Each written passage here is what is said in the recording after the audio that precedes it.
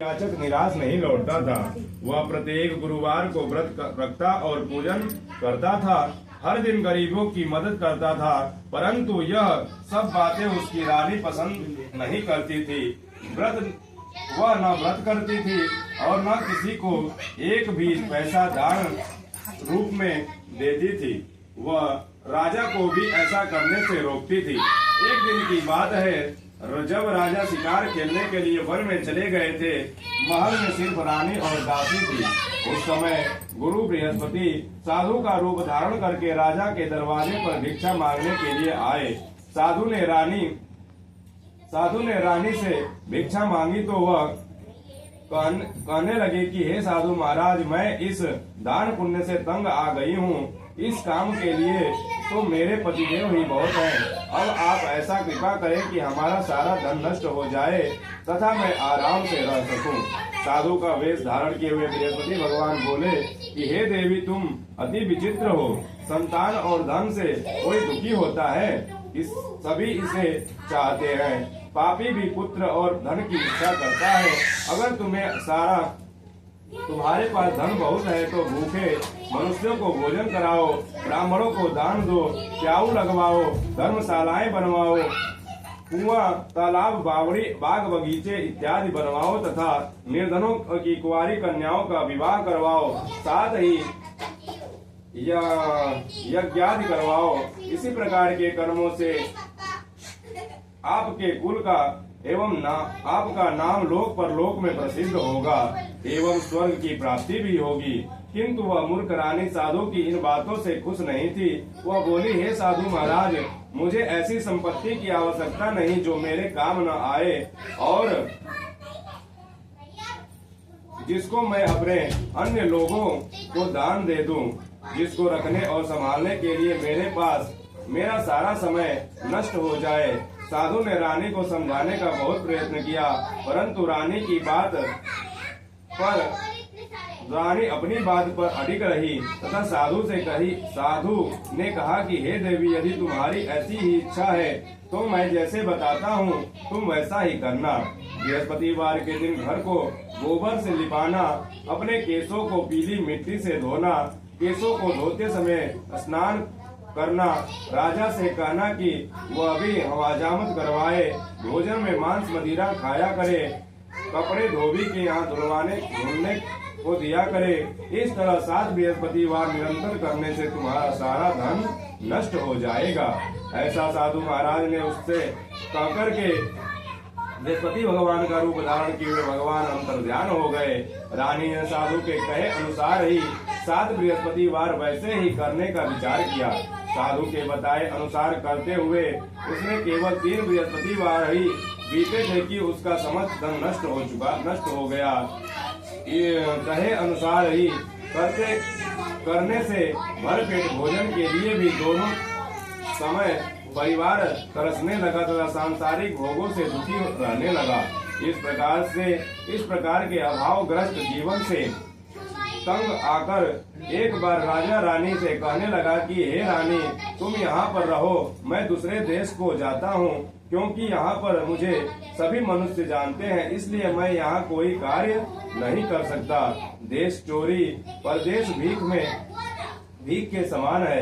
ऐसा कहकर के राजा प्रदेश चला गया। वहाँ जंगल में लकड़ी काट कर लाता और उन्हें शहर में बेच करके जीवन यापन करने लगा। राजा के जाने के पश्चात इधर उसके पास रानी और दासी दुखी रहने लगी। किसी दिन भोजन मिलता तो किसी दिन जल पी कर ही रहना पड़ता था। एक समय रानी और दासी को 7 दिन बिना भोजन के व्यतीत हो गए तो रानी अपनी दासी से बोली कि हे दासी, यहाँ समीप ही के नगर में मेरी बहन रहती है जो बहुत ही धनवान है।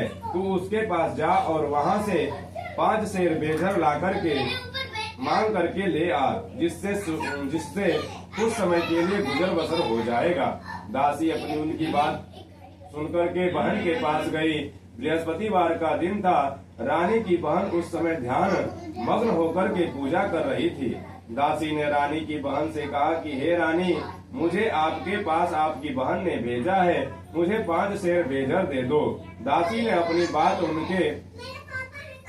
दासी ने अपनी बात अनेक बार कही, परंतु रानी की बहन ने कोई उत्तर नहीं दिया, क्योंकि वह उस समय बृहस्पति भगवान की व्रत को कर रही थी एवं कथा को सुन रही थी। रानी की बहन से जब दासी कोई अपेक्षित उत्तर नहीं मिला तो वह अति दुखी हुई। उसे क्रोध भी आया।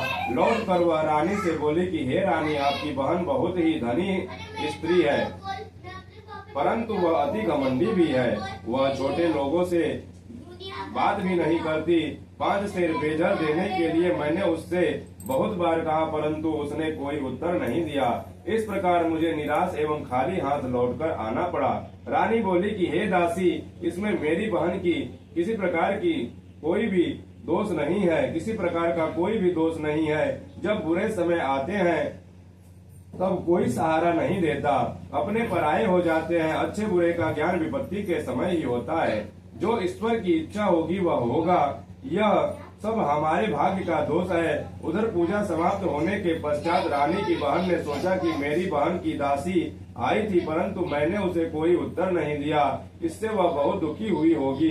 कथा सुनकर तथा विष्णु भगवान का प्रसाद ग्रहण करके वह अपनी बहन के घर गई और बोली, हे बहन, मैं बृहस्पतिवार का व्रत कर रही थी, परंतु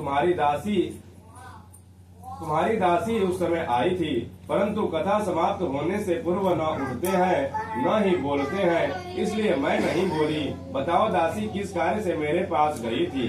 रानी बोली कि बहन, हमारे घर अनाज नहीं था तथा राजा प्रदेश गए हुए थे। वैसे तुमसे कोई बात छिपी नहीं है, इस कारण मैंने दासी को तुम्हारे पास 5 सेर बेजर लेने के लिए भेजा था। इस पर रानी की बहन बोली कि हे बहन, बृहस्पति भगवान सबको मनोवांछित फल देने वाले हैं। देखो, शायद तुम्हारे घर के किसी कोने में अनाज रखा हो। यह सुनकर के रानी की बहन की बातों में विस्मित होकर के दासी घर के अंदर गई और वहां उसे एक घड़ा बेजर का भरा हुआ मिल गया। उसे बड़ा आश्चर्य हुआ, क्योंकि उसके अनुसार घर का एक बर्तन अन्न से खाली था। उसने बाहर आकर के रानी को सारा वृतांत सुनाया। दासी अपनी रानी से कहने लगे कि हे रानी, देखो, वैसे भी हमको जब अन्न नहीं मिलता तो वह भी व्रत समान ही है। अगर इससे व्रत की विधि तथा कथा पूछ ली जाए तो बृहस्पतिवार का व्रत हम भी किया करेंगे।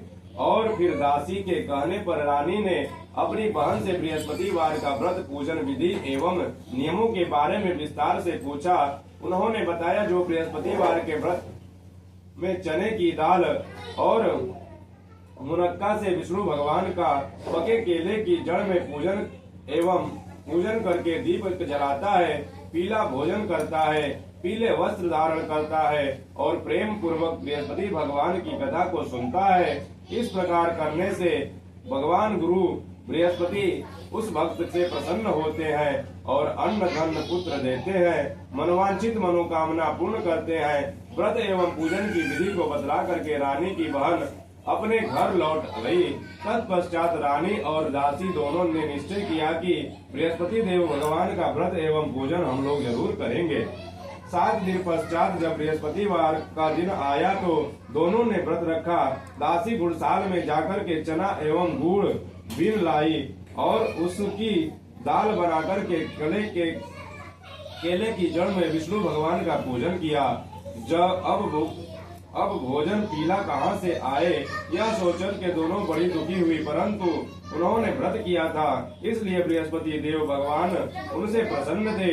एक साधारण व्यक्ति के रूप में वो 2 थालों में सुंदर पीला भोजन लेकर के आए और दासी को देकर के बोले कि हे दासी, यह भोजन तुम्हारे और रानी के लिए ही है, तुम दोनों ही इसे ग्रहण करना।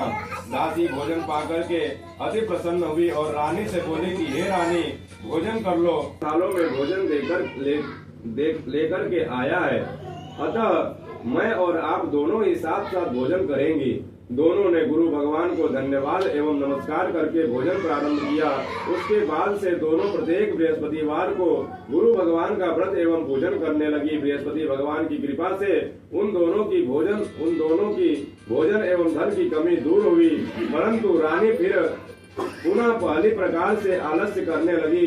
तब दासी ने कहा कि हे रानी, आप कन्याओं का विवाह कराओ, मंदिर पाठशाला बनवा करके दान दो, धन को शुभ कार्यों में खर्च करो, जिससे आपके कुल का सम्मान बढ़े तथा आपको स्वर्ग की प्राप्ति हो, आपके पितृ प्रसन्न हो। दासी की बात मान करके रानी ने इसी प्रकार के सदकर्म करने प्रारंभ कर दिए। इसी प्रकार करने से उनका काफी यश फैलने लगा। कुछ दिनों के बाद एक दिन रानी और दासी आपस में विचार करने लगे कि न जाने राजा किस दशा में होंगे, उनकी कोई खोज खबर नहीं है। रानी राजा की खोज खबर न पाकर के उदास रहने लगी। गुरु भगवान से उन्होंने प्रार्थना की और भगवान ने रात्रि में राजा को स्वप्न में दर्शन देकर के कहा कि हे राजा, उठ, तेरी रानी तुझको याद करती है, अब अपने देश को लौट जा। राजा प्रातःकाल उठा। वह सोचने लगा कि मैं किस प्रकार रानी के पास खाली हाथ जाऊंगा, मेरे पास तो कुछ भी नहीं है। स्त्री जाति खाने और पहनने की ही साथी होती है। प्रभु प्रसन्न पर प्रभु की आज्ञा मान करके वह अपने नगर के लिए चलने को तैयार हो गया। परदेश में राजा बहुत दुखी रहने लगा। प्रतिदिन जंगल में लकड़ी बीन करके